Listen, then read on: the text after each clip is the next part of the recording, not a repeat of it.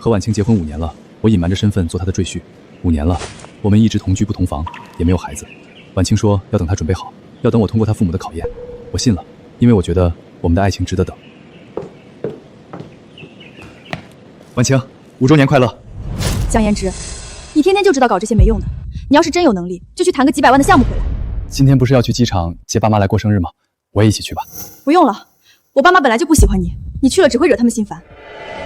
好，我在家等你们。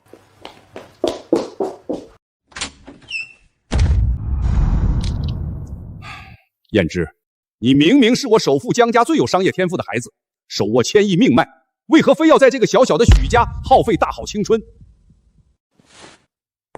我门下那3个最出色的女学生，当年哪一个不是对你死心塌地？你为何偏偏瞎了眼，选那个不知好歹的许婉清？妈，婉清，婉清，我出国5年，没想到你都结婚了。喂，还不快过来给我们提行李？妈，咱们别进屋了，直接带你们出去吃饭过生日。出去吃多费事儿，家里不就养着个吃白食的，让江燕之做饭不就行了？我去做饭。除了你，还有谁能干这些粗活？锦行哥哥大老远从国外飞回来，我们可都饿着肚子等着吃饭呢。言之，平时家里的饭不都是你做的吗？别让客人饿着肚子的。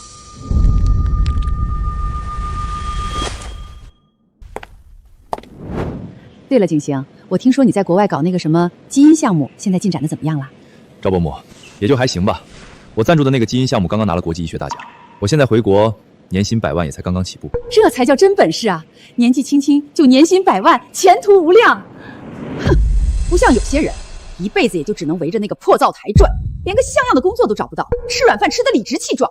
就是啊，当年要不是我姐非要嫁给这个穷小子，你就是我姐夫了，我们许家也不至于在亲戚面前天天让人看笑话。天天。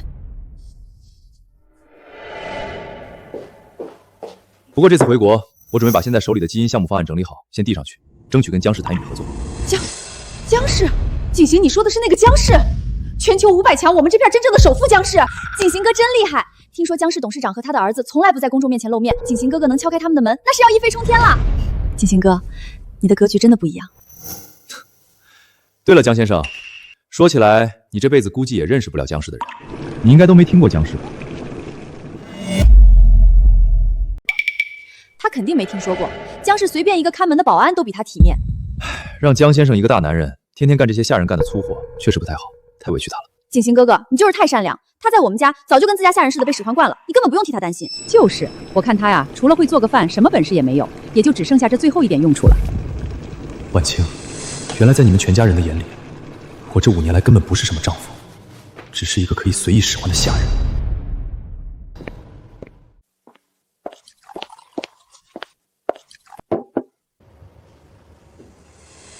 还杵在那儿干什么？没看见大家都没动筷子吗？先把汤给大家盛好再说，这点规矩都不懂。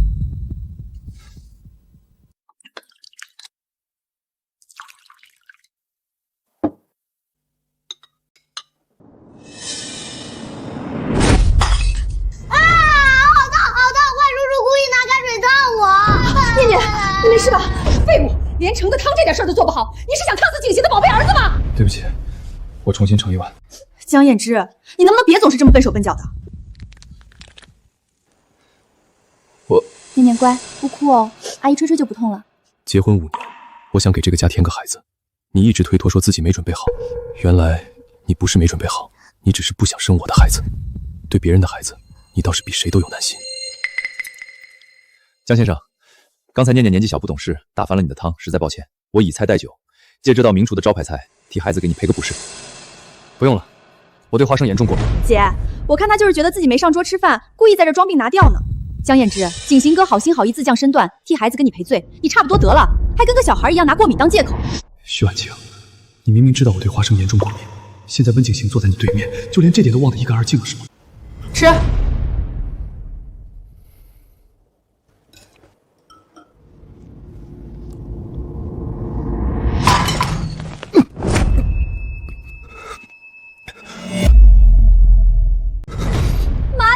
你们快看啊，他的脸憋得跟猪肝一样，为了不给景行哥哥面子，还真拼啊！行了，别装了，他不就是看自己不如景行，故意在这儿演苦肉计给婉清看，博取同情吗？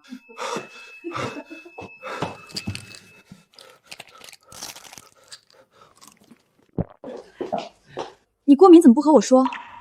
我说了，只是你一门心思都在别人身上。我那是……胭脂，你吃醋了？我和你结婚5年，你竟然不相信我？景行哥从国外回来，我用心招待他有错吗？我没有。走吧，别让我妈觉得你耍脾气。伯母，不如我们还是去外面的高级餐厅给您庆生吧。那种地方卫生又好，至少不会像在家里一样，随便吃点什么就让人当场难堪，扫了大家的兴致。景行哥说的对，本来今天就是妈的生日，让江言之做饭就已经够寒酸的了，结果他自己还在家里出这种丑，干脆出去吃。出去好，出去吃体面。可是这饭我做了整整3个小时。行，那咱们就去之前看中的那家最贵的米其林3星。出去吃了，我才不吃花厨做的脏东西。你把放在客厅的礼物和包都给我拎上，车上坐不下了，你自己打车跟上吧。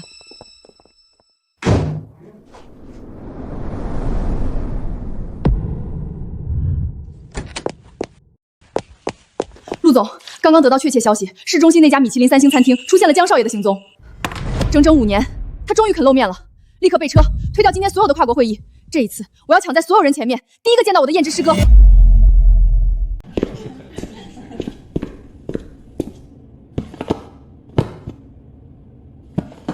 一会儿菜上齐了，你记得多拍几张照片，给妈长长面子。不过拍照的时候注意点角度，别把你自己的脸拍进去，免得扫兴。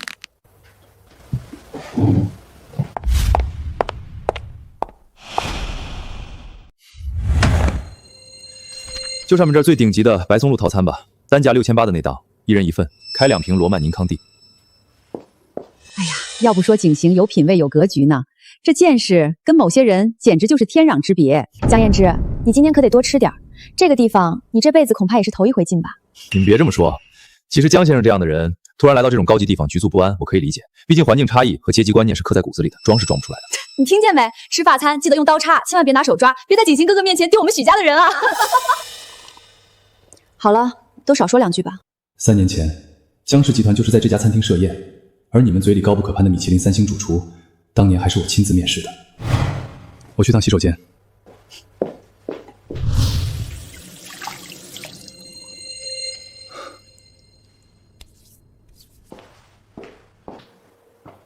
婉清，我现在终于回来了，以前的事儿能不能再给我一次机会？景行哥，别说了，我已经结婚了。婉清，在你心里还是顾及这段婚姻的，你心里还是有我的。姐，明明景行哥哥才是你的初恋，要不是当年景行哥被迫出国，江一之那个废物就算排队排一辈子，哪有机会能捡到这个漏？甜甜，别胡说，过去的事儿就没必要再提了。婉清，我不管过去怎样，我只知道我现在回来了，我不想再放开你的手。许阿姨，你做我的妈妈好不好？你们在干什么？胭脂，你别听小孩子瞎说，念念还小，根本不懂自己在胡说八道些什么。江先生，实在不好意思，念念这孩子命苦，从小就缺母爱。婉清心善，平时作为阿姨没少疼她，才对婉清过于依赖了。想必你不会跟一个孩子往心里去吧？孩子年纪小，分不清谁是妈，可以理解。但大人总该分得清什么是界限，什么是底线。哎呀，说这些干什么？今天可是妈的生日，服务员，赶紧把我们的蛋糕推上来。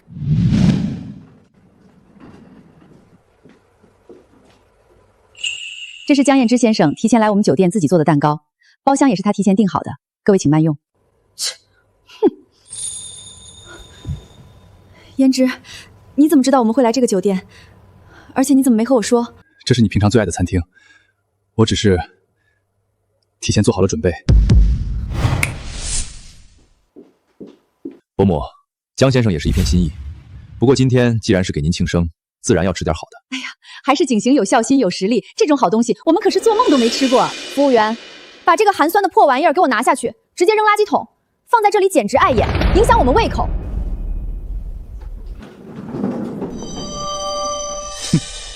原来真心在金钱面前就是一文不值的垃圾。你们吃吧，我先走了。江先生，别急着走啊，今天难得大家都在，有些话男人之间迟早是要当面说清楚的。你想说什么？其实我和婉清之间有些很深的渊源，我觉得你早晚都得知道，一直瞒着你，对你也不公平。景行哥，你喝多了，有什么事我们以后再私下说好不好？那个日期是我和徐婉清相识的前一天，原来我才是那个可笑的替代品。原来如此，徐婉清，我们5年的婚姻不过是个掩人耳目的笑话。燕之，你听我解。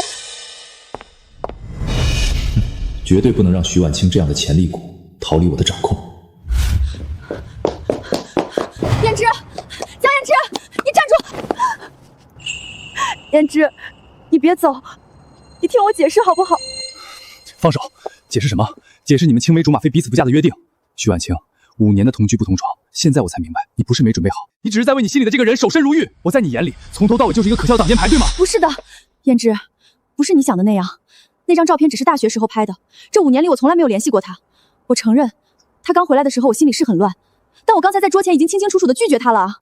婉清，这5年，我把你当成我生命里的唯一，可你却把我当成一个随时可以丢弃的替代品，我累了。燕之，5年的陪伴，你对我有多好，我心里比谁都清楚。过去是我不懂事，一直困在过去走不出来。燕之，我们重新开始好不好？回去我们就生一个属于我们自己的孩子，好吗？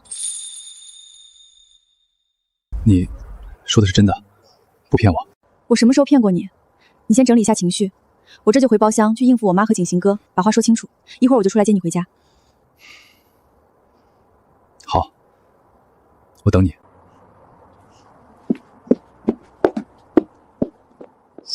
徐婉清，我再相信你一次，希望你不要让我失望。5年的忍辱负重，总算没有白费。只要他愿意放下过去，跟我重新开始，我江燕之可以给他这世上最好的一切。江燕之，你不会真的天真到以为婉清随便哄你的话是发自内心的吧？温景行，这是我们夫妻之间的事，与你无关。不怕告诉你，就在刚才包厢里，婉清亲口向我保证，她之所以出去哄你，只是为了先稳住你，怕你在这种高级场合闹事丢了许家的脸。等今晚一过，她就会和你离婚。江燕之，我劝你识相点，趁早主动把离婚协议书签了，滚出许家，别等我把事情做绝了，撕破脸皮让你当全城人的笑话，那时候可就难看了。我只会相信婉清亲口和我说的话，不过是自取其辱罢了。你要清楚，你只是一个没本事没家底的废物赘婿，你在许家当了5年来回使唤的狗，拿什么跟我争？婉清的心迟早是我的，既然你不识相，那就别怪我心狠手辣了。江燕之，你疯了吗？我都已经跟你道歉了，你为什么还要打我？放开我！江燕之，你疯了吗？放开我！疯了！你疯了！怎么了这是？伯母，我只是好心进来劝江先生几句，让他别跟婉清置气。可江先生他突然就翻了脸，不仅动手打我，还放话出来说，如果我敢娶婉清，那就要让我和念念彻底消失。坏叔叔，打爸爸的坏叔叔，不要让坏人打我爸爸！江燕之，你竟然连一个5岁的小孩子都威胁，果然是穷山恶水出来的刁民，骨子里刻着下贱，这一辈子都翻不了身。婉清，我根本没碰过温景行一下，你信我？江元之，到了现在你还要狡辩吗？你怎么能对景行哥和这么小的孩子动手？你真是太让我失望了。我们相处5年，在你心里我就是这么卑鄙的人吗？少在这装深情装无辜，你一个吃软饭的穷光蛋，骨子里不就是个卑鄙无耻的小人吗？就是江元之，今天你惹了景行，算是彻底把天给捅破了。景行随便动动手指头就能踩死你这只臭虫。你们怎么知道我就是你们惹得起的人？惹不起的人？江燕之，你是不是知道自己大难临头被吓疯了，在这做起白日梦来了？江燕之，你到底想干什么？景行哥大老远回国，你能不能别这么不懂事儿？婉清，我最后问你一遍，你到底信不信我没动手？我亲眼看见景行哥受伤了，念念也哭成那样，我怎么知道该信谁？你平时就对景行哥有意见，谁知道你会不会一时冲动？5年来，我为你们许家做牛做马，起早贪黑照顾你们全家上下，到头来，在你徐婉清眼里，我居然连个认识几天的外人都不如。江燕之，是我逼你做牛做马的吗？还不是你自己没本事，连个正经工作都找不到，让我在娘家根本抬不起头来。你要是能像景行哥一样有出息，年薪100万，今天这一切都不会发生。姐，他一个吃软饭的倒插门，脾气倒是不小，天天在家里吃白食，他哪来的脸在拿捏身份啊？哼，怪不得到现在连个孩子都不敢要，我看他不是不想要，是根本养不起，怕生出来饿死吧。伯母、婉清，你们都少说2句，男人嘛，没本事的时候难免会拿点脾气来撑场面，生怕别人看不起，这都是可以理解的。婉清，连你也要站到他们那一边，一起践踏我的尊严吗？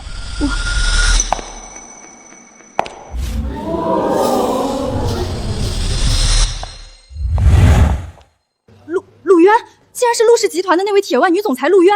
这种身价千亿、翻手为云、覆手为雨的大人物，今天怎么会突然出现在这家餐厅里？这种大人物突然来，肯定是因为咱们景行在这里啊。景行刚才不是说了吗？他手里拿了国际大奖，还有千万级的风头在谈。姐，你听到没？绝对是陆总听到了风声，特意屈尊降贵来找景行结交的。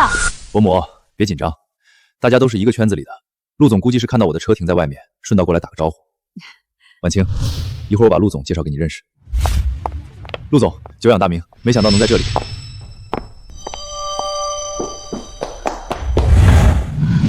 胭脂师哥，我终于找到你了。胭脂师哥，真的是你，你知不知道我有多想你？明明我最爱的应该是景行哥才对，为什么看到别的女人对江言之这么亲密，会这么不舒服？起码现在我还没处理好自己的感情，不能随便给别的女人希望。陆总日理万机，您怕是认错人了，我并不是您的师哥。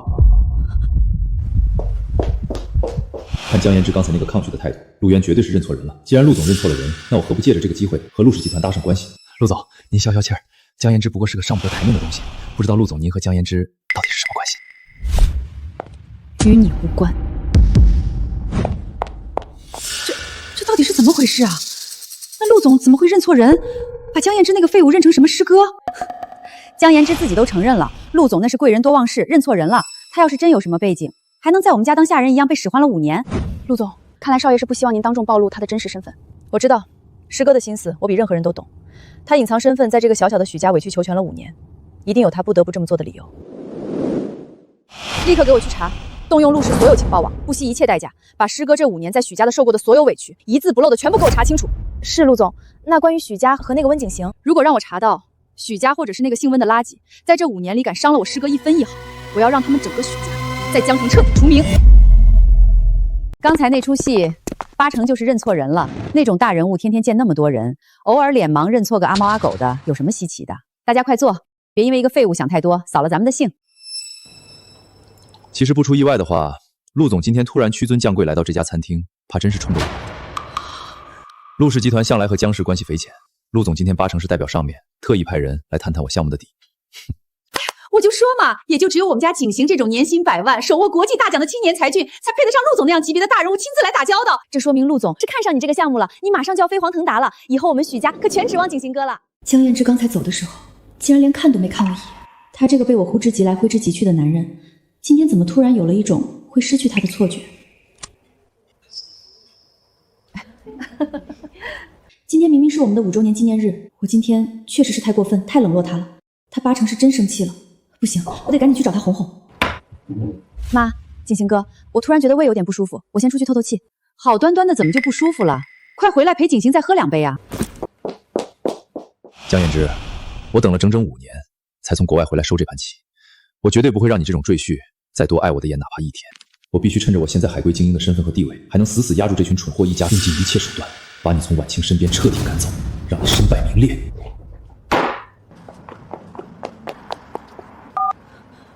您拨打的电话已关机。5年里，只要我一打电话，江言之无论何时何地都会在1秒内接听号码的。江言之，你长本事了是吧？这不过是你逼我服软的手段罢了。等一会儿回家，我好好哄哄你就是了。胭脂，江胭脂，我回来了，你别躲在房间里装死了，出来我们谈谈。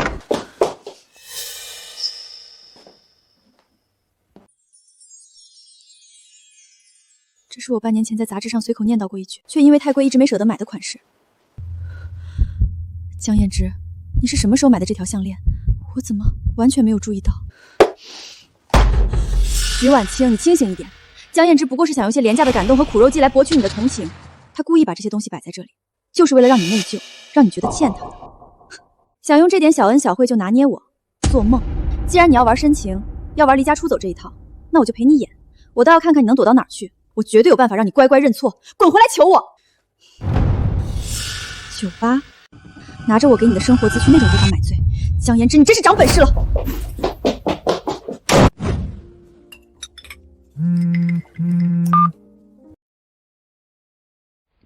江胭脂啊，江胭脂，这5年来，你一次次的欺骗自己，告诉自己婉清只是被她娘家压得喘不过气，一次次的替她的冷漠找借口，直到今天我才彻彻底底的发现，原来她徐婉清从来没有把我当过她的丈夫。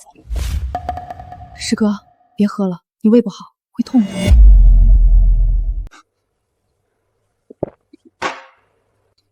燕之师哥，我好不容易见到你，你为什么要当着那么多人的面，那么冷漠的把我推开？阿远，我不是装不认识你。今天那个场合，徐婉清在法律和名义上依然是我的妻子。如果我们当众相认，不仅会将你和陆氏推向风口浪尖，更重要的是，这样不仅对我、对你，甚至对徐婉清都不公平。我总得先处理好自己的私事。公平？燕之师哥，许家那群不知死活的蠢货，这5年对你公平过一天吗？阿远，这路是我当年自己选的，就算是跪着，我也得自己把它走完。这5年在许家留下的烂账是一颗毒瘤，既然要割掉，就必须由我江燕之亲手一笔可算清楚。那我不管，我只想知道，在你心里，你到底还有没有我？傻丫头，正因为我把你们当成唯一的家人，我才更不能让你们替我背负任何污点。师哥，你知不知道，当年把你让给那个女人的时候，我一个人关在房间里，整整哭了足足1个月。5年了，这5年来，我每天都在等，只要师哥你给我一句话，哪怕是要跟全世界为敌，我也一定会第一时间冲过去。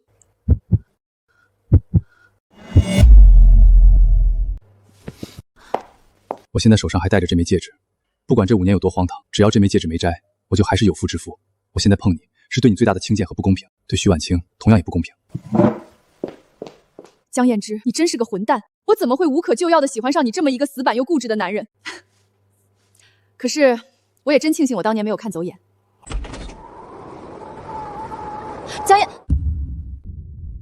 江燕之，你脖子上的口红印是怎么回事？你居然敢背着我出来找别的女人鬼混！与你无关，有什么事回家再说。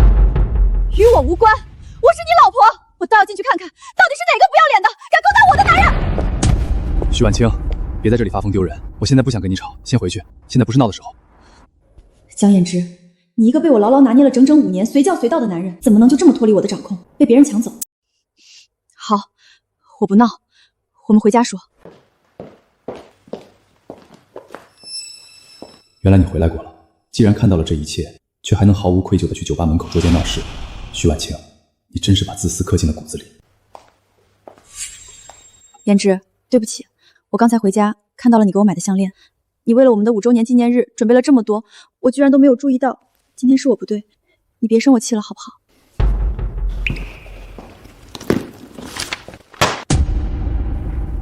签字吧。江燕之，你要跟我离婚？徐婉清，我们结婚5年了，5年前结婚，你说要等妈认可我，才能办正式的婚礼，才能住进同一个房间。我等了，可结果呢？今天是你妈的生日，也是我们的5周年纪念日。你瞒着我接来的不是你父母，而是你的初恋温景行。你让我一个人去后厨做饭端菜，甚至像个卑贱的下人一样站在旁边给所有人盛汤。你明知道我对花生严重过敏，却亲逼着我当众咽下去。徐婉清，我也当了你整整5年的狗，现在我累了，不想再摇尾巴了。燕之，我错了，我真的知道错了。今天那些事儿全是我没有当场维护你，求求你，燕之，看在我们5年夫妻的情分上，我们不离婚好不好？燕之，当初我们结婚只领了结婚证，连一场像样的婚礼都没办过。你不是好几次告诉我，你想亲眼看到我穿上婚纱走向你的样子，想让所有人都知道我是你的妻子吗？我答应你，我们下周就办一场全城最豪华的婚礼。我要在婚礼上亲口告诉所有人，你江燕之是我徐婉清的丈夫。只要我今天一哭，再加上一场婚礼的许诺，绝对能把江延之的心重新拿捏住。好，我再给你最后一次机会。燕之，谢谢你还愿意原谅我，我们以后好好过日子。徐婉清，如果你还妄想着能借着这场婚礼把我再次像狗一样拿捏在手里，那么下周的那场婚礼，就是我江延之亲手为这5年的屈辱和执念彻底画上句号的时候。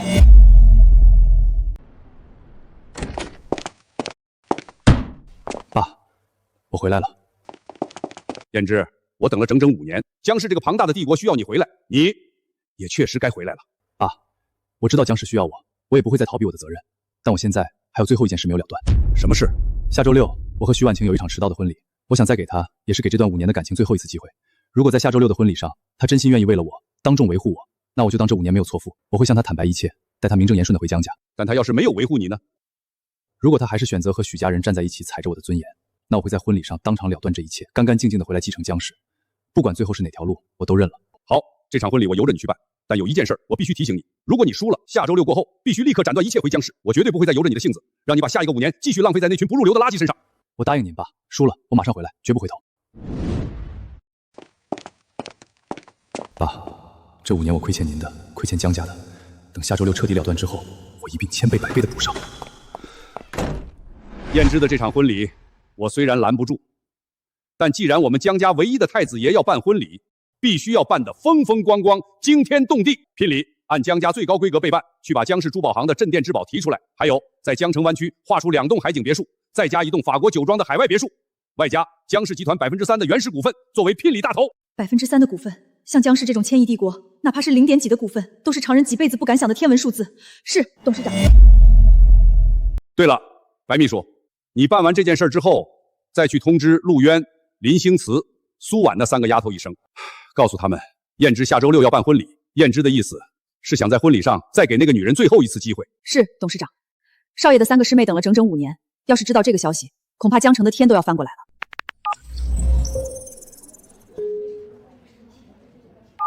3位大小姐，好久不见。今天联络各位是董事长亲自下达的指示，少爷下周6要办婚礼了。师傅竟然也由着师哥胡闹，还要再给那个女人机会让她再伤师哥一次吗？周6我一定准时到场。徐婉清若再敢辜负师哥半分，我当场就把师哥强行抢回家。大姐，你那种霸道又不讲理的占有欲根本就不适合师哥。师哥这5年受了那么多非人的委屈，心早就伤透了。像我这样甜糯糯的去哄师哥才是正道。你们都太心急了。下周6到场，只要那个女人敢再负师哥一次，我们3个谁都不会允许师哥再回到那个泥潭一样的家。一个百亿总裁，一个当红巨星，甚至还有一位首席科研专家，竟然都差点为了抢一个男人吵起来。3位小姐，少爷的意思说得很清楚，那是给女人的最后一次考验。你们3位是去观礼和撑场子的，不是去砸场子抢婚的。除非那个女人真的在婚礼上辜负了少爷。白姐，你放心，她辜负师哥是迟早的事。下周6，我们不光要带着江家的顶级聘礼去，我还要偷偷让人准备好一件这世上最奢华的婚纱。只要徐婉清敢放手，我随时原地抢婚。婉清，景行大老远过来看你，你眼里就只有那个穷小子，这婚礼不能办。姐，你最近真的是被下了降头了，你居然为了他要大操大办的补办婚礼。婉清，你这是被江燕之绑得太死了。他用那些廉价的小恩小惠，让你产生了一种负罪感。但你要清醒地想一想，他给你这5年带来了什么？许家在亲戚面前是被人嘲笑，还是被人尊敬的？景行哥说的也没错，燕之这5年是对我好，但他确实给不了景行哥能提供给许家的那些资源和阶级。燕之，你回来了。出去办了点事。办事儿不就是跑去打工的酒店，求爷爷告奶奶的加了几个钟头的班，想多凑几个钱来办那个寒酸的婚礼吗？就是啊，你那点破工资，连景行哥哥签合同的零头都凑不齐，丢不丢人啊？江先生，其实我今天特意留下来就是想和你聊聊。我明白你想死死抓住婉清的心情，但你给不了婉清想要的生活。你是个聪明人，我劝你懂得主动放手。我可以给你记下一笔体面的补偿，让你从此远走高飞，这样对你、对婉清、对许家都好。温景行，你以为凭你那点施舍的小钱就能买断我和婉清5年的婚姻？你越是这样迫不及待地跳出来，越说明你急了。您一个外人，手伸得太长了，就别越界了。江燕之，你怎么跟景行说话的？景行好心好意给你台阶下，你还在这摆什么谱？婉清，明天就是婚礼了，我最后再问你一次，你到底是真的想举办婚礼？如果不是，我们现在就离婚，我绝不勉强。燕之，你别说气话，我是真心想答应你大办婚礼，你别多想，我绝对不会丢下你的。记住你今天说的话，这是我给你的最后一次机会。明天的婚礼上，不管发生什么，我看你怎么选。总感觉如果没有婚礼，我就会彻底失去燕之了。不，他那么爱我，是不可能离开我的。江燕之这个废物，今天居然敢这样跟我说话！更可恨的是，婉清竟然当着我们的面像狗一样去求他，一定不能让婚礼成功举行。婉清，我今晚就住在这里给你撑腰。明天江燕之要是再敢闹什么脾气，或者让你受委屈，我第一时间帮你挡住。还是景行你最贴心，之后你就一直住在这儿吧，反正婉清家里客房多的是。景行哥，您是远客，住在这里多有不便，传出去对名声也不好。婉清，你为了江燕之赶我走？我等会儿在附近订一家5星级酒店，您今晚就搬过去住吧。明天婚礼，我会派专车去接您过来观礼。可念念离不开你，他有爸爸，不需要对我一个外人这么依赖。婉清，你疯了吗？景生大老远从国外回来没几天，好心好意留下来保护你，你竟然为了那个吃白食的废物要赶他走！姐，江燕之到底给你吃了什么迷魂药？妈，甜甜，你们别说了，明天就是我和燕之的婚礼。如果景行哥今晚还睡在家里，燕之心里肯定会不舒服。景行哥，你是聪明人，你能理解的，对吧？婉清，你说的对，是我考虑不周了，确实会惹来闲话。那我今晚就搬出去。婉清，你今晚顶着你妈的压力，能为了我把温景行赶走，说明在你心里终究还是有底线的。希望明天你还能守住他。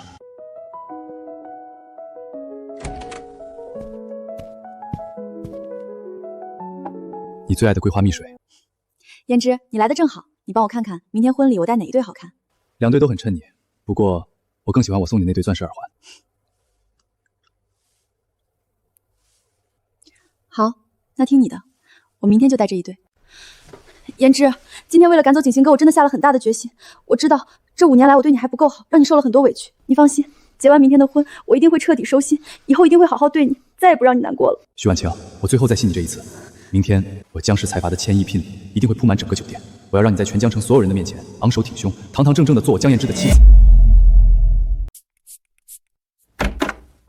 姐，我来帮忙，看看你这边的东西都准备齐全了没有？甜甜，你来的正好，你帮我找找昨天燕之让我戴的那对碎钻耳环，我记得放在梳妆台抽屉里了，帮我拿出来。姐，你别动，我给你找。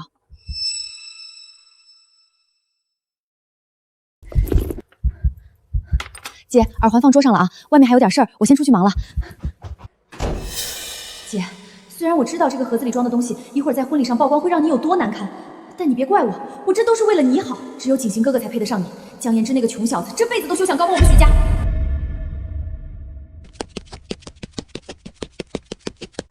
拿好了，告诉景行哥，东西我弄到手了，千万别出岔子。婉清，我等了你5年，今天我一定让你风风光光的做我的妻子。爸，放心，今天的结果不会让您失望的。婉清昨晚亲口跟我说，她想清楚了。少爷，许甜甜刚才借宿进了夫人的化妆线，偷走了一个盒子。虽然暂时还不清楚盒子里到底是什么，但绝对是冲着您和这场婚礼来的。需要我立刻派人去把盒子拦截下来吗？必然是温景行在私下搞的小动作。昨晚婉清已经查诺过了，就算旁人再如何搞小动作，也不会影响婚礼。不用拦截。可是少爷，我更想看看徐婉清今天到底会怎么选。今天这婚礼办的倒挺像那么回事儿，不过排场再大，也是新娘自己掏钱办的吧？真是打肿脸充胖子，可不是嘛？婉清这5年跟着他吃尽了苦头，今天大婚还得自己掏钱摆酒席，我这侄女真是命苦啊！那当然，今天这婚礼现场可是江氏旗下最大的5星级酒店，全都是我姐托了不知道多少层关系才勉强定下来的。随你们怎么废，这些亲戚的恶意我今天根本不放在心上，今天我只关心他的选择。这些亲戚根本不知道燕之这5年为了我，为了这个家默默付出了多少。我今天就是要风风光的嫁给他，用行动让所有人闭嘴。婚礼仪式正式开始。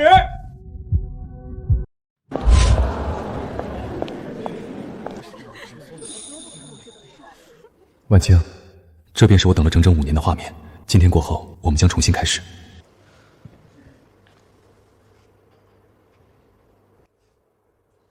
江彥之先生，请问你是否愿意娶徐婉静女士为妻？无论贫穷还是富有，都永远爱她、尊重她。妈妈，你能不能先抱抱我？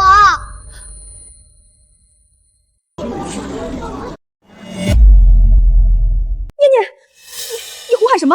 我不是你妈妈。婉清，你看念念这孩子平时就黏你，今天看你穿婚纱太漂亮了，他这是太喜欢你了，情不自禁呢。哎呦，这孩子怎么平白无故管婉清叫妈妈呀？这中间是不是有什么不可告人的故事？就是啊，婉清这5年跟江彥之连个孩子都没有，婉清果然是不喜欢那个江彥之。大家别误会，我真的不是温念念的妈妈。念念乖，叔叔知道你饿了，叔叔现在就让工作人员带你去后台吃你最喜欢的点心，好不好？婉清，什么都不用说，我相信你昨天晚上跟我说过的话。燕之，在所有人都怀疑我、看我笑话的时候，只有你不仅没有抛弃我，还愿意毫不犹豫地相信我。各位长辈，念念是景行哥的儿子，他亲妈去世的早，平时跟我比较亲近，所以今天才童言不禁喊错了。我和景行哥从大学毕业之后就再也没有过任何越界的联系。我今天嫁给的人是江彥之，请大家不要再侮辱我和我丈夫的感情。徐婉清，你今天竟然真的敢当众澄清，还反过来维护江彥之这个废物，接下来我倒要看看你们这对恩爱夫妻一会儿怎么收场。真是一场充满童趣的小插曲。那么接下来，让我们进入最神圣的交换戒指仪式。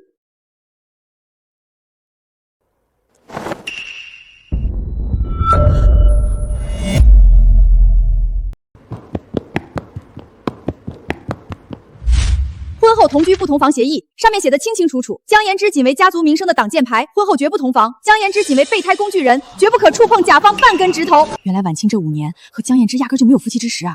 从结婚第1天起就防着这个穷小子呢。老婆打心眼里看不上他呀，偷偷搞个协议，防贼一样防着，连床都不让上。这备胎当的可真够称职的。江彥之，看到这份你连见都没见过的备胎协议，滋味如何？今天我要让你在这个城市彻底身败名裂，再也抬不起头来。我根本就不知道有这份协议的存在。原来这5年来我掏心掏肺的付出，在他眼里，从一开始就是一场为了给别人守身如玉而设立的骗局。怎么会这样？我真的不知道他为什么会出现在这里。你当然不知道他为什么在这儿，但我现在知道了，原来你当年嫁给我，只是为了给自己找个免费的备胎。燕之，你听我解释，那都是5年前我不懂事偷偷瞎写的，我从来没拿出来过。那份协议不重要了，主要的是我今天就站在你身边啊！把我当了5年的挡箭牌，现在看温景行不肯娶你，才想起来我这个接盘侠的好。徐婉清，你当初偷偷拟下这份协议来羞辱我的时候，有想过我也会有尊严吗？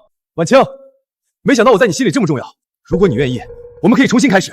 我不用再说了，徐婉清，我们之间结束。你有什么好委屈的？你穷的叮当响，连个像样的聘礼都拿不出来，还在这死撑什么？不如趁早滚蛋，离婚算了。别死皮赖脸的为难婉清了，你这种没家底的穷酸男人，你不嫌丢人，我们许家还嫌丢人呢。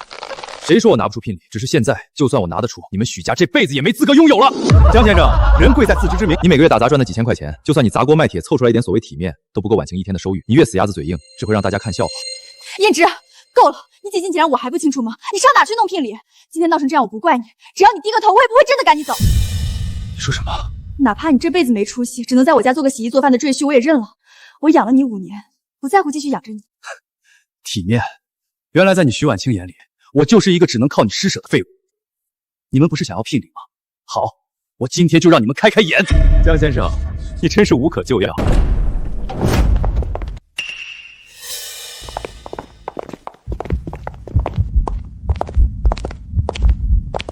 大婚之礼已按江家组织最高规格送至婚礼现场，恭请过目。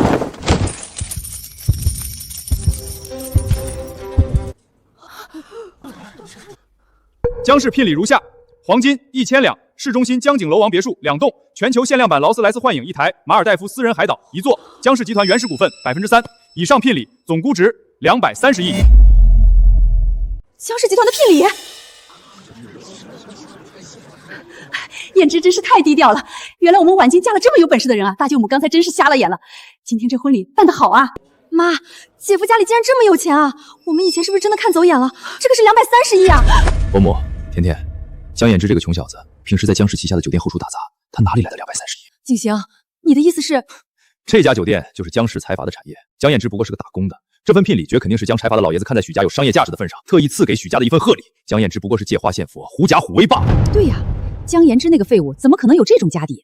肯定是江氏财阀看上了我们婉清，冲着我们许家的面子才送的。就是，难道是江氏的太子爷看上我姐了？江延之，你真是太让我失望了。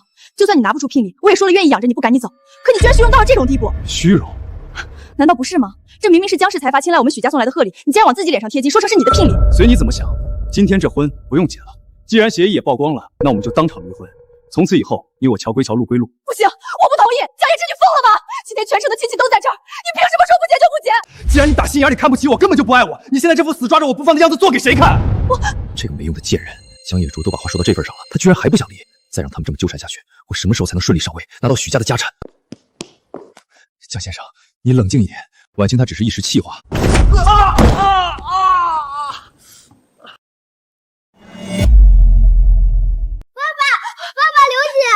江先生，我只不过是怕你和婉清吵架，好心过来劝劝你们。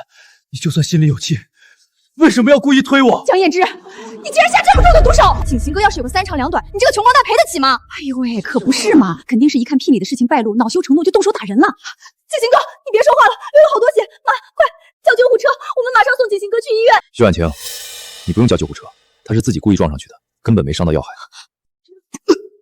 婉清，别怪江先生，是我自己没站稳，我的头好晕，我是不是要死了？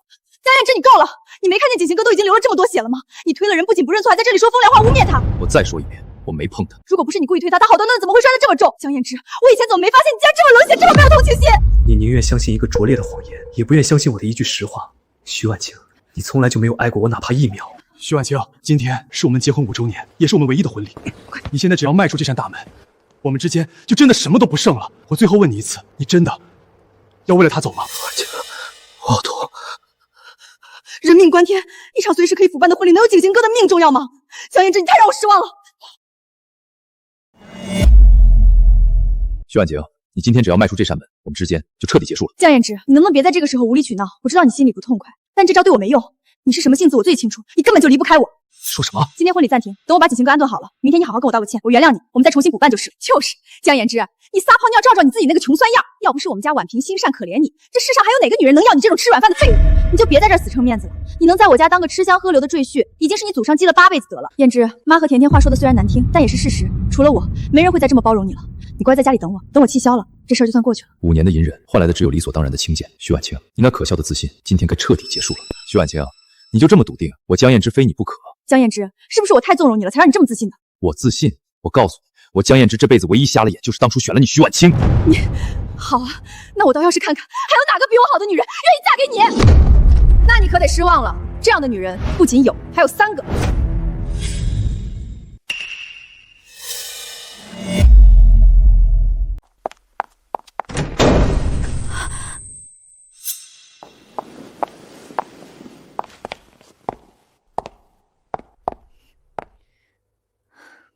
师哥，5年的屈辱你受够了，我也等够了。既然那个瞎了眼的女人不识好歹，那从今天起，你江燕之就是我陆渊名正言顺的男人。师哥，星子愿意为你放弃娱乐圈所有的名利和星光。师哥，跟我回家好不好？言之师哥，只要你一句话，我苏婉的一切，连同我的命，今天都心甘情愿交给你。我的老天爷啊！中间那个穿婚纱的，是不是那个杀伐果断、身价1000亿的陆氏财团女总裁陆渊？左边是国民顶流女巨星林星慈，还有右边那个好像是经常上新闻的首席科学家苏婉。这3位随便跺跺脚都能让江城地震的顶级大人物，竟然会同时穿着婚纱来给江燕之这样的赘婿撑场面。3位师妹，没想到你们今天会来。师兄，你被人欺辱，我们当然要来帮你撑场面。为什么燕之看他们的眼神如此温柔？我们结婚整整5年了，他每天像个下人一样讨好我，可我从来没有在他脸上看到过这种发自内心的温柔和宠溺。妈，你在扶着景行哥。江燕之，我不过才离开了一会儿，你竟然就迫不及待的跟别的女人在我们的婚礼上搂搂抱抱。你算个什么东西？也只对师哥说这句话。我等了燕之师哥整整5年，今天他恢复自由身，我来表白简直天经地义。没错，反倒是你刚才穿着婚纱抛下自己的新郎，毫不犹豫地扶着另一个野男人离开的时候，怎么没想过师哥会失望？你现在又有什么脸面，以什么身份站在这里质问我？江燕之，你果然是个养不熟的白眼狼！你和婉清还没离婚呢，就跟这群不知道从哪冒出来的狐狸精厮混在一起。我江燕之从今往后和谁在一起，跟你们许家没有半点关系。徐婉清，你们许家是不是真的以为我江燕之这辈子离了你，就只能像条狗一样摇尾乞怜的赖在你家？燕之，你什么意思？那择日不如撞日，现在就在这里把字签了，我们之间这场维持了5年可笑至极的婚姻当场了断。燕之，我不签，这件事今天可以慢慢谈，我们之间有误会。没什么好谈的，今天现在就在这儿把字签了。不签，好啊。通知风投部，从现在起全面狙击江城许氏集团的所有资金链。我林星慈全网8000万活粉，许家如果今天敢赖着我师哥不放，我马上开全网直播，让你们许家所有人在这座城市犹如过街老子，永远抬不起头。许家引以为傲的新材料加工厂，核心专利审核权正好在我所在的国家研究院手里。这字今天如果不签，许家所有的技术资质，我立刻永久吊销。婉清，你还愣着干什么？你难道要眼睁睁看着我们许家家破人亡吗？姐，我求求你了，赶紧签吧！你想害死我们全家吗？婉清，江先生既然心意已决，你还是成全他吧，别连累大家。燕之，你看看我，只要你给我一个眼神，只要你表现出一点点不舍，我今天死也不会签这个字。徐婉清，我不想把事情闹得太难看。燕之，我求求你，给自己也给我一个机会好不好？快签啊！你还磨蹭干什么？我拿捏了燕之整整5年，我以为他永远都不会离开我，难道我今天落下这笔，他就真的永远不属于我了吗？走吧。燕之真的走了，我以为这辈子都离不开我的男人，真的彻底离开我了。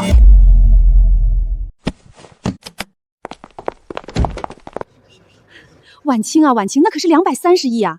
你把这种被3个顶级大人物抢着要的男人放走了，你脑子进水了吗？就是呀，刚才那么多聘礼堆在那儿，你不嫁，现在好了，人家全收回去了。凭什么江言之那个废物能被3个绝色女人簇拥着？江言之那种穷酸鬼怎么可能认识陆渊和林欣然？估计就是嫌退婚丢人，故意花钱给他雇来撑场面罢了。行了，婉清，妈带你回家好好休息一晚，明天起你和景行重新开始，江燕之那个白眼狼的事儿就算翻篇了。姐，那个穷小子滚了就滚了，有那3个女人在，指不定江燕之以后被玩得多惨呢。咱们家有景行哥就够了。对不起，您拨打的号码是空号。关机，拉黑。江燕之，你竟然做的这么绝！对，还有江燕之工作的江氏酒店，喂，我是徐婉清，帮我接一下你们后厨打杂的江燕之，或者告诉我她今天有没有去上班。抱歉，许小姐，江先生已经离职了，我们也不知道他的去向。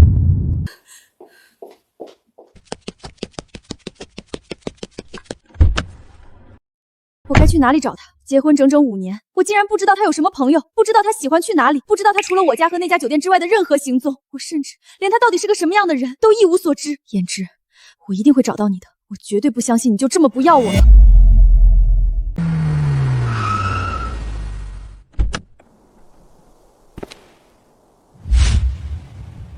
恭迎少爷归来！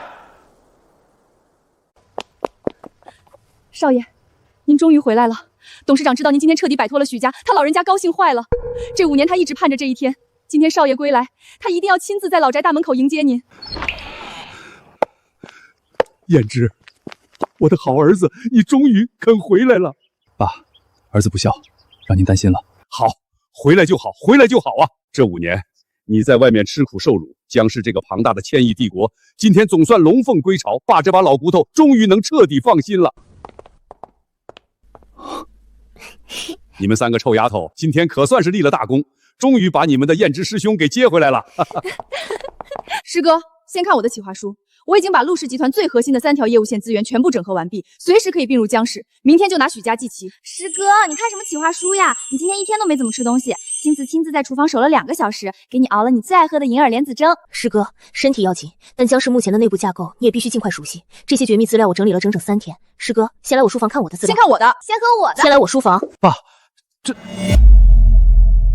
好啊，5年了，咱们江家这栋老宅已经整整5年没有这么热闹，没有这么多人陪我这个老头子吃过一顿热乎饭了。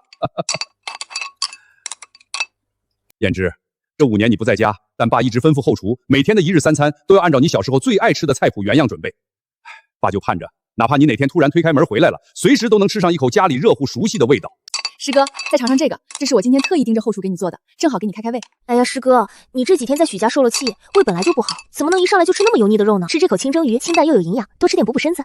师哥，饭前先喝汤，这汤是我亲自调配的药膳，最养胃了，你趁热多喝点。好，好，好，你们3个丫头啊，都是把燕之当成了自己的人来疼。我这个半截入土的老头子，今天也跟着燕之沾了你们的光，享了一回天伦之乐啊！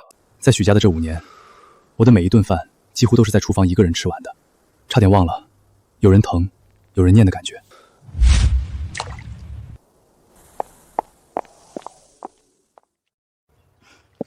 师哥，过去的垃圾就让它过去，只要你回头，我永远都在你身边。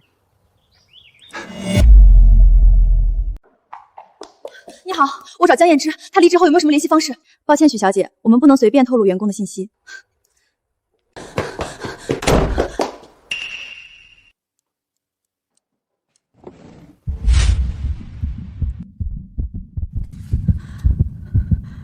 原来这5年，你默默为我做了这么多。你把整个心都掏给了我，我却把你当成垃圾一样丢掉了。燕之，你回来好不好？婉晴，你怎么哭了？是不是还在为昨天的事伤心？婉晴，我今天来是想正式向你求婚的。江衍之已经走了，忘了他，我们重新开始好不好？这可是我高利贷去珠宝店挑选的，只要能一举拿下徐婉静，就能回本了。这枚钻戒明明比燕之前年地摊上买给我的那条碎钻项链精致100倍，可为什么我看着它却觉得毫无温度？景行哥，对不起，我现在脑子很乱，实在没心情谈这些。没关系，婉晴，我等你想清楚，你别太累了，我先回去。徐婉晴，你这个贱人，你竟敢拒绝我！我这次回来就是为了要把你们许家的财产，绝不能因为江延之那个废物毁了我的计划。徐婉晴，既然你给脸不要脸，那就别怪我动用点手段，逼你乖乖就范了。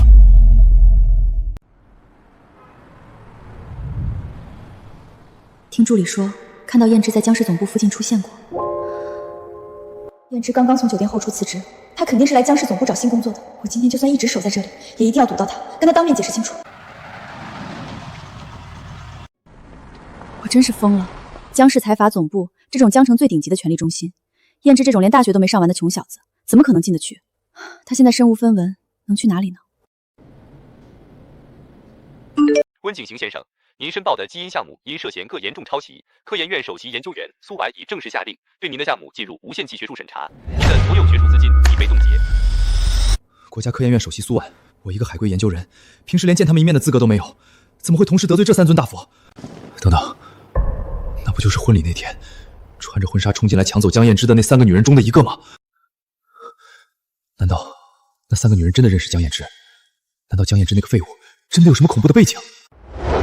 不可能，江燕之如果真有这种只手遮天的背景，她怎么可能在许家当了5年的狗？这一切肯定只是巧合。不行，夜长梦多，我的资金链撑不了几天，我必须尽快把徐婉清娶到手，把许家的财产套现，填补我的窟窿。阿姨，是我，景行。哎呦，景行啊，找阿姨什么事儿啊？你的伤好点没有啊？阿姨，我最近生意上遇到了一些恶意的打压和麻烦，资金有点周转不开。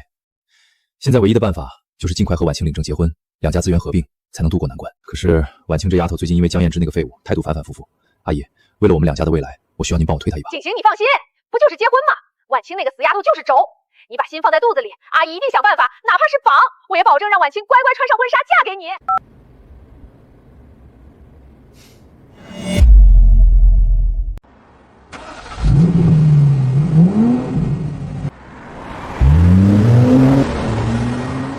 那是燕之，不可能，绝对不可能！江氏总部的 VIP 贵宾通道只有最高级别的财阀核心人物才能走。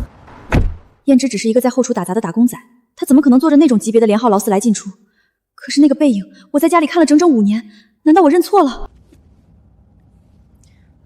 您好，这里是江氏财阀集团总部，请问有什么可以帮您？你好，我找一下你们总部的员工，叫江嫣之，麻烦你帮我查一下他在哪个部门。好的，请您稍等。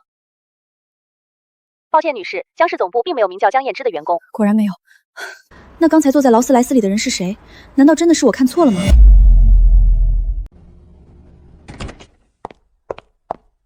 好小子，不愧是我江崇山的儿子，刚才开会时的杀伐果断，有我当年的风范。都是爸培养的好。燕之，这个江城最核心的100亿级开发项目，这5年你流落在外的时候，其实也一直在暗中参与跟进。现在时机成熟，正好借着这个项目正式发布的绝佳机会，让你以江氏唯一继承人的身份首次公开亮相。我也确实没有公开露面过，所以这次的项目发布会，爸有一个绝妙的想法，放开所有参会权限。放开权限？爸，江氏以往的发布会都是极其严格的定向邀请，如果全程放开，会不会让那些不入流的小公司也混进来凑热闹？就是要让他们都来凑热闹，我要让全江城所有的人都亲眼看清楚，那个被某些人瞎了眼踩在脚底下的人到底是什么样的高不可攀的身份。婉清，你为了那个被扫地出门的废物哭成这样，值得吗？景行人家海归精英，一往情深，你为什么就是轴着一根筋，死活不肯答应嫁给他？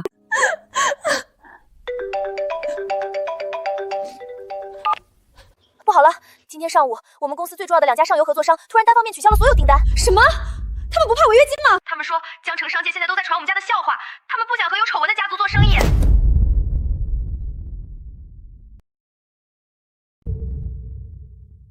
婉清啊，公司不会破产吧？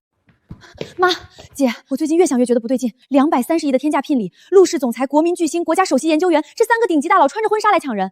当时江燕之被他们围着，不仅没有半点受宠若惊，反而从容不迫。还有姐，你昨天不是说在江氏财阀总部门口看到一个特别像江燕之的人坐在连号的劳斯莱斯里吗？如果这一切都不是巧合，如果江燕之真的有什么极其恐怖的滔天背景呢？我们之前那样对他，他怎么可能放过我们许家？阿姨、甜甜、婉清，我来看看你们。景行啊，你可算来了！我们刚才在盘算，那个江燕之会不会真的有什么背景啊？如果真是那样，我们许家可就全完了。你们呀，就是最近压力太大，自己吓自己，想的太多了。江燕之那个废物，在你们许家每天像个下人一样洗衣做饭，被你们呼来喝去。如果他真的有背景，他凭什么在许家受这种窝囊气？婉清，那天在江氏总部门口，你肯定是认错人了。江城这么大，江氏总部来来往往的高管那么多，总会有相像的。你就是太累了，产生了幻觉。真的是我认错了吗？可是婚礼上，为什么会有人给他撑腰？如果江燕之和他们真的有关系，那他离婚后为什么不在这个城市里销声匿迹了？说明他根本就是个心虚的穷光蛋。对，景行分析的简直太透彻了。我就说嘛，江燕之那个扫把星怎么可能摇身一变成为大人物？就是嘛，江燕之那种穷酸鬼绝对不可能有背景。我姐那天绝对是看花眼了。赵兰和许甜甜这2个蠢货，差点就被江燕之那点虚张声势的把戏给唬住了。本台刚刚收到重磅消息，江氏集团正式宣布，于3日后举办全球性的首发暨招商巅峰大会。凡是在江城合法注册的公司，无需邀请函，皆可报名参加。江氏继承人将亲自公布一个总投资超100亿的惊天大项目，在到场的企业中选定最终合作伙伴。100亿项目还不设邀请函限制，只要我们能在这次大会上攀上江氏的高枝，别说那些撤资的白眼狼，整个江城以后谁还敢看不起我们许家？婉清，你可要振作起来啊！这是我们许家翻身的最后一个天大机会啊！虽然我们最近被撤了几个资，但我们许家的公司资质还在啊。是啊，姐，万一老天开眼，能从江氏的指缝里露出那么一点点，那我们许家不仅能起死回生，还能一跃成为江城的新贵啊！可那江氏怎么可能是我能够上的？姐，你别忘了，江燕之之前在江氏酒店打杂，就算她是个底层打工的，在江氏内部多少也认识几个主管吧。万一我们在招商大会上能碰见江燕之以前在江氏的上司，咱们就让他们通通融融，给咱们许家一点机会，这事儿不就成了吗？对，甜甜，你说的简直太有道理了。就算那只是一条狗，那也在江氏的地盘上待了5年，这点香火情，咱们不用白不用。实不相瞒，我也正想找机会接触一下江氏财阀的高层。如果这次江氏能看中我的项目，到时候有了江氏的资金，许家也能彻底翻身。景行，好孩子啊！要是你的项目能拿到江氏的合作，咱们两家强强联手，那在江城谁还敢惹咱们许家？婉清，你别在这给我神伤了。明天你好好打扮打扮，跟景行一起去江氏的招商大会。咱们许家这次的死活，可就全靠你和景行了。江氏的招商大会，江氏财阀总部。如果燕之真的像甜甜说的那样，跟江氏内部有什么我们不知道的牵扯，那这种全城瞩目的江氏招商大会，他是不是也会去凑热闹？对，他那么喜欢我，他肯定知道许家一定会想尽办法去参加这种大会的。如果我去了，说不定就能在会场里再次见到他。我一定要当面问清楚他到底去哪儿了。好，妈，我去。妈，我愿意去江氏的招商大会碰碰运气，但是我一个人去就行了。景行哥就不必跟着我去了。婉清，你这是什么话？景行可是去帮咱们许家拿大项目的，这种天赐良机，你怎么能不带他一起去？妈，我一个人去比较方便沟通。景行哥的基因项目那么重要，他可以自己再找个更合适的时间单独去对接，不一定非要跟我绑在一起。万一燕之也在现场，看到我跟景行哥出席，他会怎么想？我好不容易才等到这个或许能见他一面的机会，绝不能让景行哥毁了。婉清，你这是不愿意带我去吗？我不过是想借着这个机会，方便帮许家拿项目而已。你怎么对我这么防备？再说了，你一个单身女人去那种复杂的名流场合，没有我陪着，万一被人欺负了，连个照应的人都没有，我怎么放心得下？可是，婉清，你最近真的一直在推开我。我抛下国外的一切赶回来，全都是为了你。你之前不是说要给我机会吗？赶紧醒醒吧，跟我重新开始才是你唯一的出路。就是啊，姐，景行哥这么诚心诚意想帮你，你怎么好意思拒绝呢？婉清，景行可是个海归精英，手握年薪100万的顶级项目，他这种身份正好可以撑起咱们许家的门面。明天你必须带景行一起去，这是妈的命令，没得商量。如果我再强硬拒绝，妈和甜甜一定会起疑心，肯定会猜到我其实是想去找江燕之，到时候他们绝对会把我关在家里，连门都不让我出。好，妈，我带景行哥一起去。婉清，你放心，明天我一定会帮许家拿下合作的。许婉清啊，许婉清，你真以为我是为了帮你们许家吗？我真正的目的是在江氏的招商大会上搭上那天抢婚的3个女人。既然那3个女人连江燕之那种废物都能看上，那凭什么看不上我？只要我明天在大会上展现出我无与伦比的魅力，拿下他们3个当中的任何一个，到时候我就可以把许家一脚踢开。我温景行必将踩着那3个女人的权势，在江城翻云覆雨。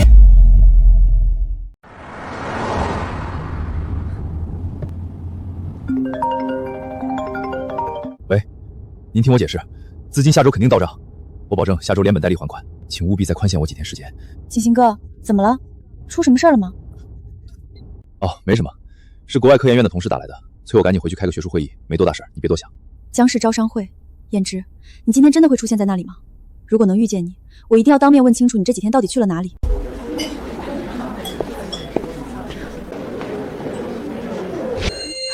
燕之，她真的在这里，而且还穿得这么隆重，跟在许家做了5年赘婿，总是低眉瘦眼的那个江燕之，简直判若两人。她这个连工作都没有的穷小子，是怎么混进江氏总部的？燕之，你疯了吗？求求你，今天千万别在这里闹事。闹事儿？不然呢？江氏总部是什么地方？你在这里闹事绝对出不去的，赶紧走。哟，江先生，你怎么也混进来了？今天是江氏的招商大会，你一个被扫地出门的废物赘婿，出现在这种高档场合，不觉得丢人现眼吗？你身上这套西装是租来的吧？怕是连个正经公司的门槛都没摸过，连入场的资格都没有吧？燕之，景行哥说话虽然难听，但也是事实，你快走吧。许婉清，5年了，哪怕我已经站在这江氏权力的最中心，你依然觉得我是一个只会惹事、连入场资格都没有的废物赘婿。不过没关系，今天我倒要看看，当真相揭开的时候，你能不能认清你自己到底是个什么东西。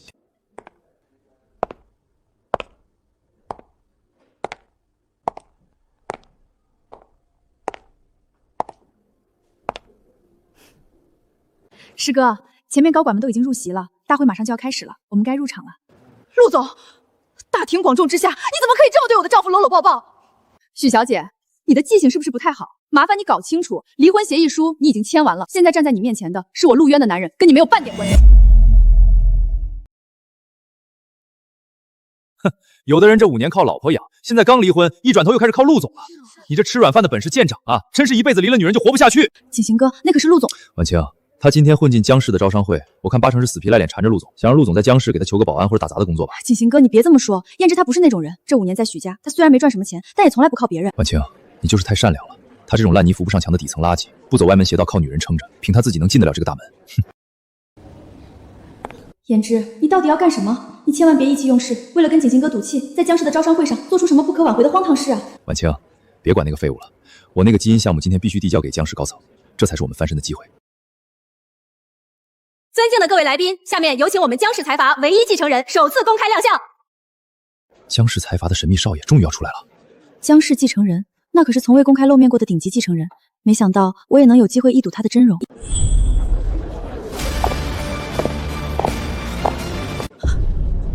怎么会是燕之？江燕之是江氏财阀的少爷。诸位，我是江氏集团东家江燕之。这5年因个人原因我在外历练，从今天起我将正式回归江氏，接管江氏集团一切事务。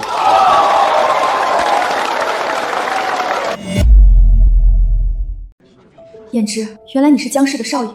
我以前每天嫌弃你是个穷小子，没想到你拥有这种通天的身份。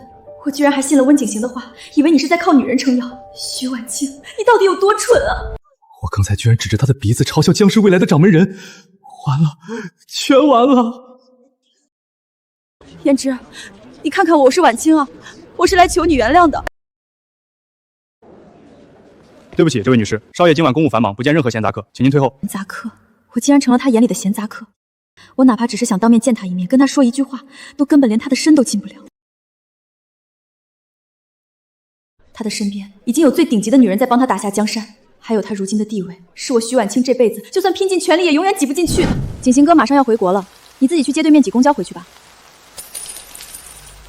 小心点，别把我新买的衣服弄湿了。婉清，雨太大了，最近的公交站还有2公里。景行哥还在等我，我没空跟你废话。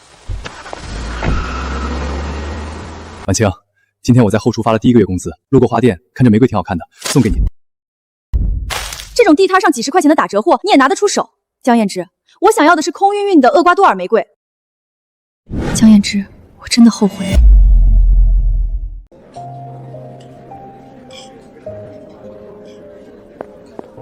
刘总，久仰久仰，我是刚从国外回来的温景行，手里有个顶级的基因项目，您看有没有兴趣？就是你刚才嘲笑江氏继承人是吃软饭的废物，谁还敢和你这个得罪了江氏的蠢货合作？这群见风使舵的混蛋！不行，这里不能再待下去了，我得先把徐婉清彻底攥在手里。许家是我现在唯一的退路。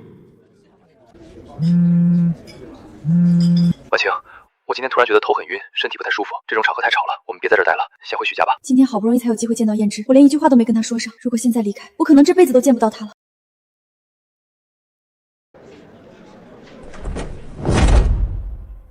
燕之，我到底要怎么做才能再见你一面？婉清，你还在这里看什么？你是不是还想过去找他？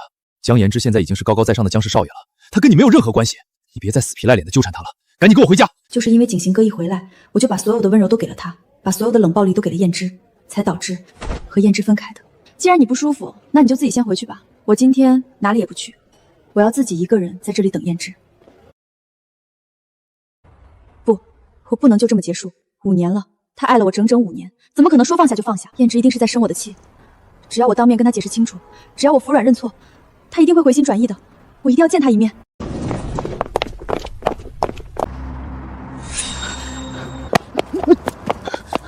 燕之，燕之，你等一下。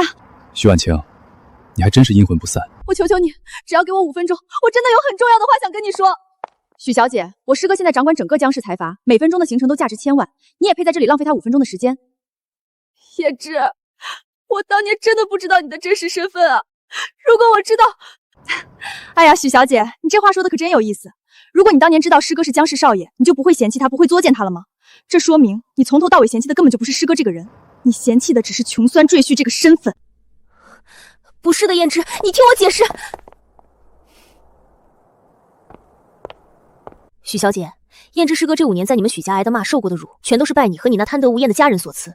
你现在还敢跑来求他原谅，你真应该庆幸师哥教养好，还允许你站在这江氏广场上说话，而不是直接让保安像丢垃圾一样把你扔出去。燕之，我真的知道错了，我当年真的是瞎了眼，才会被温景行那个小人蒙蔽。求求你再给我一次机会吧。徐婉清，你是不是觉得自己签下的离婚协议，哭2声就能像儿戏一样撤回来？我们已经没有任何关系了，请你自重。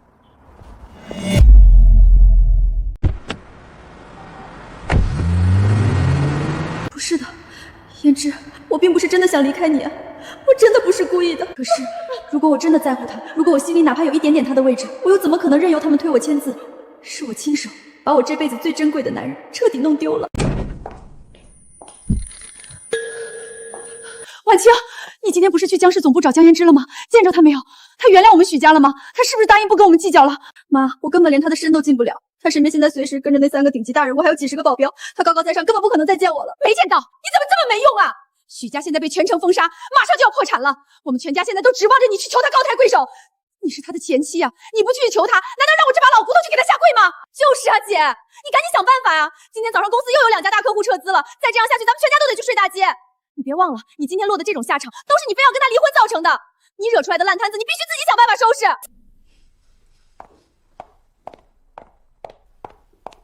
景之，以前我竟是为了这群人和你决裂的。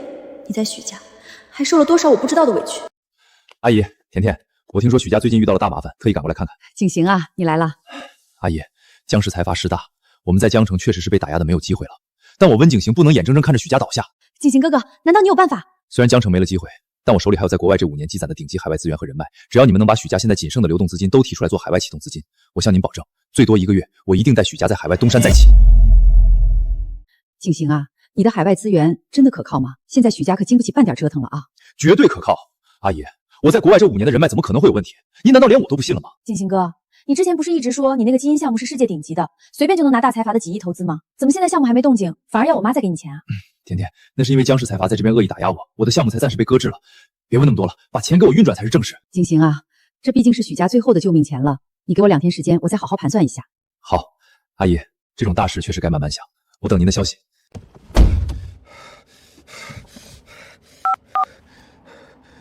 喂，胡哥，我温景行，您再宽限我几天，我已经在套许家最后那笔现金了，再给我3天，我一定把欠你们的钱全还上。少废话，最后3天见不到钱，老子要你一条腿！是，您放心，我一定弄到钱。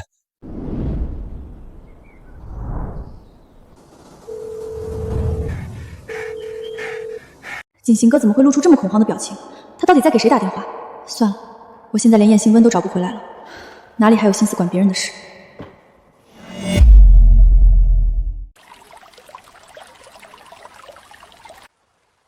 对不起，女士，我们这里是江城最顶级的私人会员制俱乐部，您没有黑卡会员，无法进入。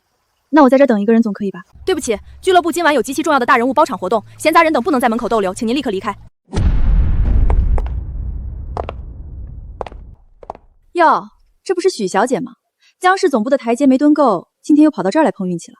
陆总，我求求你帮我一个忙，让我见燕之一面，我就跟他说几句话，绝对不打扰你们。徐婉清，你以为你是谁？你以为你想见我师哥就能见得到？眼熟吗？这是我师哥昨天刚送我的礼物，这5年他应该从来没送过你这种好东西吧？许小姐，麻烦你睁大眼睛看清楚，我师哥从来就不是你的，他现在是我陆渊的男人，你连给他提鞋都不配。他和陆源之间那种势均力敌的亲密，他所处的那个只手遮天的阶层，是我这辈子无论怎么努力都永远挤不进去的世界。通知风投部和法务部全面收网，把许家名下最后那几家还在苦苦支撑的合作工全部给我掐断。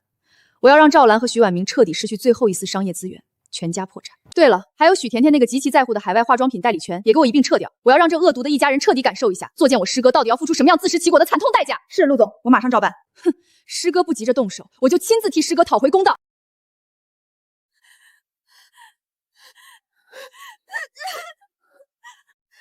许婉清，你这个扫把星，完了，全完了！刚才公司打来电话，我们许家最后2家救命的合作商宁愿赔付3倍违约金也强行撤资了，我们许家彻底破产了，连这栋别墅明天都要被银行收走了，还有我的化妆品代理权，品牌方直接把我拉黑了。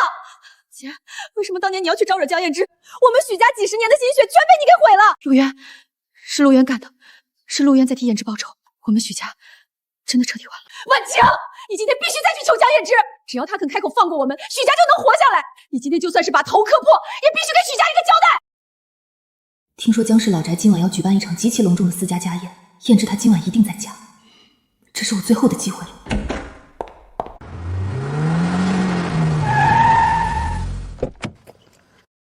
抱歉，女士，少爷早有规定，江氏老宅种地，任何闲杂人等一律不得靠近，请您立刻离开。大哥，我求求你们让我进去吧，我只见燕之，见江少爷一面就行，5分钟就好。燕之，你出来见见我好不好？我知道错了。少爷，那个徐婉清又来了，现在正跪在大门外的台阶上，哭着求见你一面，要不要我派人把她赶走？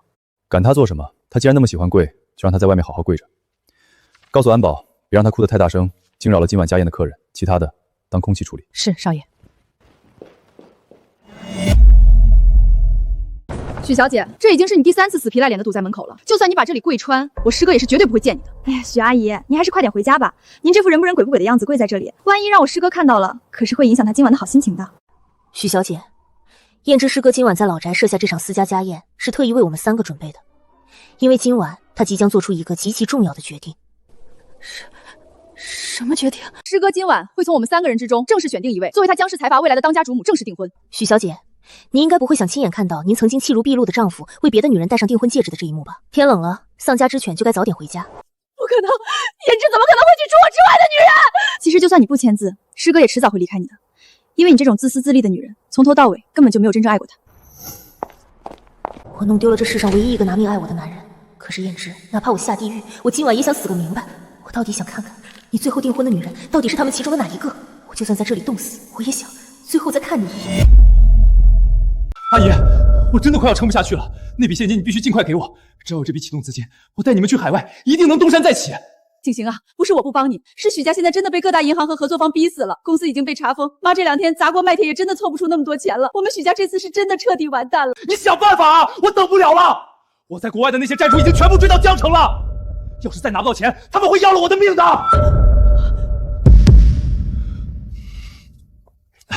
阿姨，甜甜，你们别害怕，我刚才只是太着急了，跟你们开个玩笑呢。什么债主不债主的，根本没有的事儿。我可是堂堂海归博士，怎么会欠债呢？国外的债主，温景行在国外有债主，他不是工程精英吗？他怎么可能会有债主，甚至还会被逼到要命的地步？所以他一直在骗我。学历造假，抄袭封杀，烂赌成性。原来他从头到尾都是一个彻头彻尾的无耻骗子。我当年从大学开始就死心塌地爱着的青梅竹马，居然是这么一个肮脏虚伪的无赖。我为了等他从国外回来，把拿命爱了我的燕之放在家里冷落了整整5年，甚至亲手签下了离婚协议。不行，温景行现在已经被高利贷逼入了绝境，他早就成了一个输红了眼的疯子。如果我此时此刻下去拆穿他，他拿不到钱一定会狗急跳墙，伤害我妈和甜甜的。徐婉清，你到底是有多瞎呀？温景行这种人渣精心编造的谎言，你却像个傻子一样信了整整5年。阿姨，甜甜，我已经通过我的人脉联系好了海外最顶级的财团合作伙伴，只要把许家现在的5000万全部作为启动资金拨给我，我向您保证，最多3个月，我一定带着海外100亿资本杀回江城，带许家彻底东山再起，把江氏踩在脚下。妈，你还在犹豫什么？刚才就是景行哥开个玩笑而已，咱们许家现在唯一的希望就是景行哥了。好，景行，妈信你，妈这就把这最后的5000万全都转到你的海外账户上，许家的死活就全靠你了。妈，不要转，快住手！您的尾号7788账户成功向海外账户转出人民币5000万元整。景行哥，你不能拿走这笔钱，你拿走了许家就真的连命都没了，你把钱退回来。婉清，你这是干什么？你还不相信我吗？你放心，我拿到这笔钱一定会去海外给阿姨拼出一个未来的。我赶飞机去签合同了，你们等我的好消息。妈，你们被骗了，温景行把我们许家最后的救命钱全跑了。婉清，你发什么疯呢？你景行哥是拿着钱去海外办大事了，他可是年薪100万的海归精英，怎么可能骗我们？他根本就不是什么海归精英，他在国外就是个学历造假、抄袭被封杀、欠了多少100万高利贷的诈骗犯。我在他出国前资助了他整整5年的学费啊！现在我又把许家卖房子的5000万启动资金全给了他，我甚至为了这个畜生，亲手毁了我女儿的婚姻，逼走了江燕之。我就来瞎了眼啊！把一个财神爷踩在脚底，却把一个吸血的诈骗犯当成了祖宗供着呀！姐，许家这次彻底结束了，我们明天就要被银行赶出去睡大街了。喂，我要报案，有人诈骗了我们家5000万，他现在正准备逃出江城。如果我当年能早点看清温景生的真面目就好了，可是现在一切都太晚了，太晚了。姐，如果我们当年没有提醒温景行那个畜生，如果我们没有那么刻薄的对待姐夫，你和姐夫现在肯定已经有了自己的孩子了。我们许家现在就是江氏财阀名正言顺的亲家，可是这一切全被我们自己被温景恒给毁了，悔不当初啊！妈，后悔有什么用？一切都晚了啊！燕之不会再回来了，许家也彻底完了。姐，你再去求求姐夫。现在你知道叫姐夫了，都是因为你们的叫嚣，我才会和燕之走到现在的地步。你们活该，活该！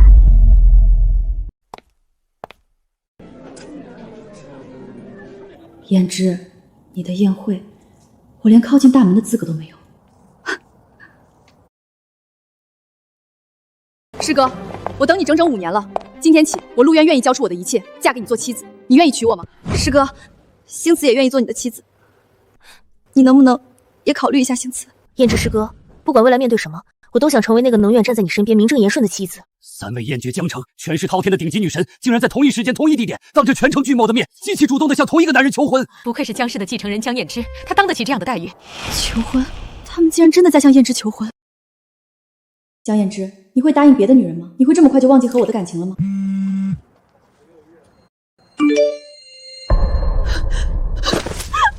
燕之已经离我越来越远了，他现在是江氏少爷，有3个最顶级的女人在向他求婚，而我连一个最底层的乞丐都不如，我连去跟他争一句的资格都已经彻底失去了。圆圆、星慈、婉儿，你们的心意我明白，也极其感激。但是婚姻不是儿戏，更不是为了报恩或斗气。今晚我想一个人静一静，给我一点时间，我明天给你们一个最终的答复。好，师哥，无论你做什么决定，我们都等你。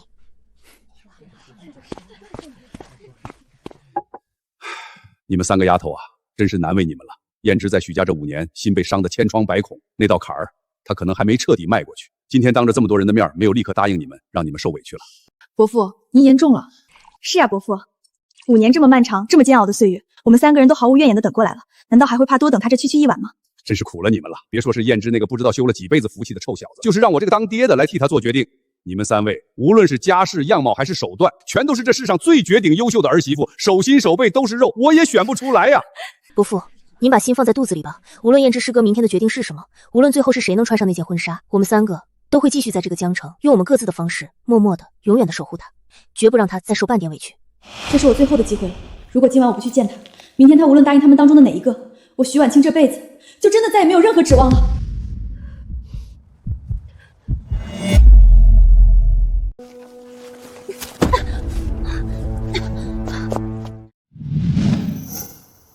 你怎么在这儿？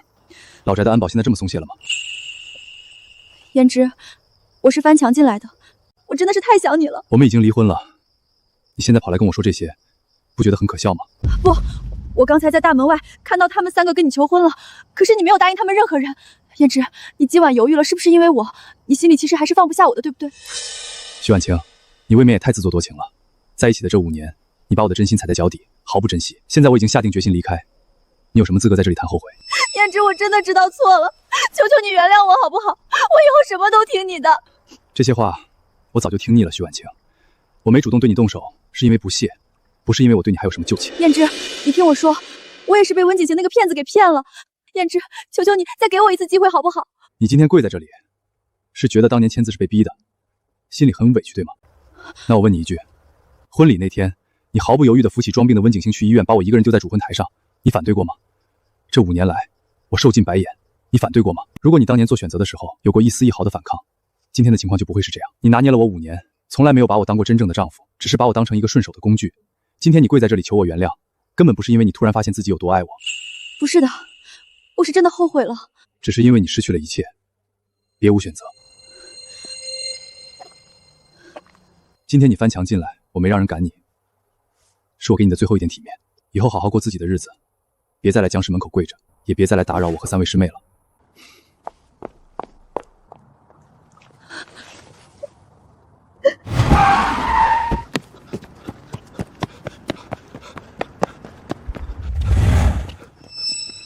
钱，我有钱，这箱子里有5000万，我马上全还给你们。温先生，我们在国外等了你这5年，没有下一次了。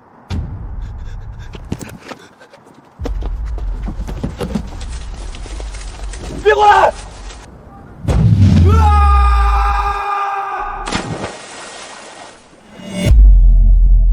本台最新消息，今日凌晨，跨江大桥下死者正是近日涉嫌巨额诈骗的韦海归温景行。据悉，死者在试图携带现金潜逃时遭遇围堵，慌不择路之下，连人带装皮想坠桥溺死。该笔5000万巨款已随水流冲散，无法追回。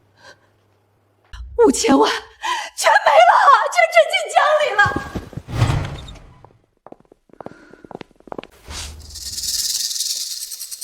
许家名下资产已被全面查封，请你们3天内立刻搬离别墅，否则强制清退。婉晴，是妈瞎了眼，是妈作孽呀！5年前要不是我偏袒温景行那个畜生，逼着你欺负燕之，你俩绝不会走到今天。婉晴，你跟妈一起走吧，离开江城躲躲债吧。妈，你们走吧，我留下。是我自己有眼无珠，是我亲手推开了他。我留在江城找工作还债，这是我欠江氏的，也是我罪有应得。那姐，你保重身体，我和妈先找地方安顿。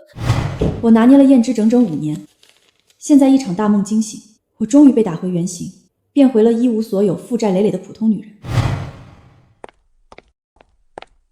我和徐婉清已然彻底了结了，放心吧，我永远都不会再回头。师哥，你总算是脱离苦海了。原来这5年我一直都在苦海里泡着，现在想想还真是识人不清，弄得一身狼狈。不过不撞南墙，又怎么会懂真情的可贵呢？师哥，你的意思是？渊渊、星慈、婉儿，我没立刻答应你们，不是因为还在害怕，只是婚姻是一辈子的承诺，我想给自己，也给你们一点时间，以最好的状态给你们最完美的答案。师哥，别有压力，我们3个早就不在乎多等这1天2天了。就是嘛，师哥，星慈今晚不让你走，你要陪我聊一整晚的天，这5年欠我的，今晚必须好好补偿。燕之师哥，我也想陪你坐一会儿。这5年你没机会施展才华，我想听你讲讲执掌江氏的宏大规划。原来在这个世上，真的有人会不计回报的为你等待5年，毫无保留的疼爱你。徐婉晴，这才是真正的爱，你这辈子永远都给不了。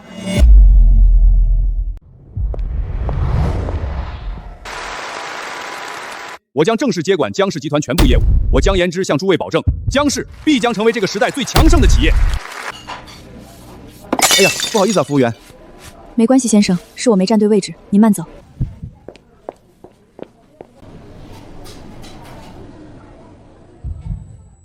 燕之，当年错过你，是我这辈子最大的遗憾，也是我应得的报应。我知道，这辈子我都再也没有资格回到你身边了。以后的日子我会好好过，不再拿捏，我要用自己的双手活下去。这是我欠你的，也是我欠我自己的。渊、星慈、婉儿，这1个月我想了很久，婚姻是2个人真心愿意走一辈子的承诺，我不想再仓促的走进一段错误的婚姻，所以今天我想用未来的岁月让你们自己去选择，是否真的愿意陪我江燕之走完一生。师哥，只要你心里有我，我就永远在这儿。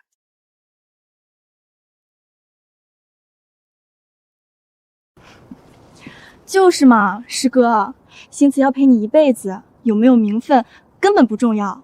星慈只要能天天这样站在你身边就足够了。燕之师哥，我懂你，这不是婚姻的终点，而是承诺的开始。我愿意陪你走下去，直到你真心想给我的那一天。